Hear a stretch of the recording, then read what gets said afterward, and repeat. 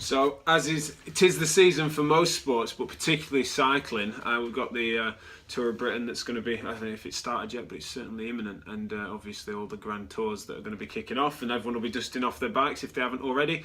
One of the things we see with cyclists is probably there's no middle ground really. You've got the people that are over particular and they're concerned over every which niggle, and then you've got your people that will just beast themselves and hunch over a bike for mile upon mile and then struggle for the rest of the week, but it was worth it. You know, the big Saturday day cycle with the team, and then they'll suffer the whole week hoping that they can recover for the Saturday. I think that's a shame. I think that's not necessarily a good way to do it. We don't necessarily advocate massive weekend warriorship like that is, but also we don't want to necessarily make everyone paranoid and concerned about every little niggle that they have.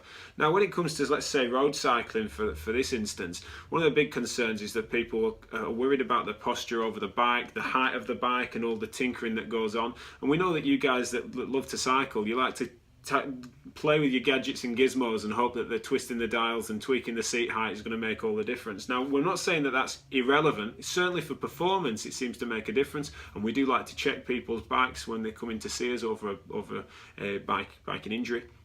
But it's something that really the training volume that Mark's talked about on previous videos regarding running makes a difference in cycling too. So making sure that you're keeping an eye on your mileage, look at the altitude and variation, particularly keep an eye on apps like Strava, not just for vanity for posting it on Facebook, but also for looking at how that might influence your symptoms. How did it influence your soreness after that session? How did it influence your ability up and down the hills? So keep an eye on those things, as well as the fact that don't worry too much about the fact that you're going to be in a stooped posture for a period of time. There's been a lot of myths and misconceptions around spinal flexion, and so if you're stooped over a bike and having to be, that's the nature of the position. That's getting out of the air resistance. That's not to worry too much compared to your mountain bikers who are going to be sat more upright.